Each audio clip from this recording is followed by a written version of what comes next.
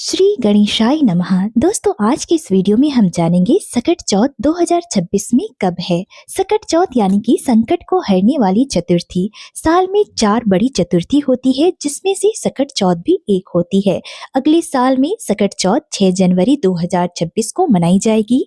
ये दिन भगवान गणेश और संकटा माता को समर्पित है।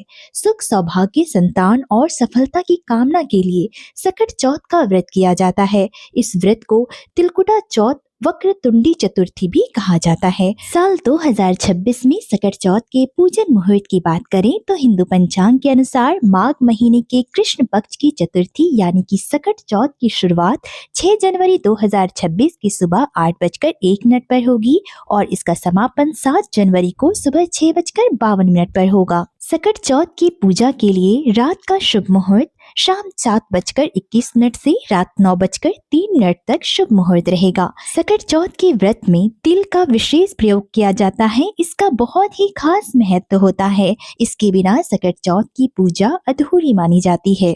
सकट चौथ के व्रत में चंद्रोदय का खास महत्व होता है। आइए जानते हैं चंद्रोदय का समय क्या रहेगा। सकट चौथ सूर्योदय से शुरू होकर चंद्रोदय तक रहता है। इस दिन चंद्रमा की विशेष पूजा की जाती है। इस बार सकट चौथ के दिन चांद 6 जनवरी की रात 8:54 पर उदय होगा। सकट चौथ यानी कि तिलकुट चतुर्थी को लेकर मान्यता है कि इस दिन तिल से बनी चीजों का भोग लगाने पर गणेश जी बेहद प्रसन्न होते हैं और उनका सेवन करने से व्यक्ति रोगों से मुक्ति पाता है। सकट चौथ के दिन तिल के लड्डू बनाकर भगवान गणेश को भोग लगाना चाहिए। इस दिन चतुर्थी के दिन तिल का दान करना भी बहुत ही शुभ माना जाता है। तिल चतुर्थी पर पूरे विधि विधान से पूजन करने के लिए सुबह सूर्योदय से पहले उठना चाहिए। स्नान के बाद निर्जला या निराहार व्रत करने का संकल्प लेना चाहिए। इसके बाद भगवान गणेश को शुभ मुहूर्त में जल, दूध, दही, घी, मिश्री, शहद से बना पंचामृत से गणेश भगवान की विधिवत पूजन करनी चाहिए।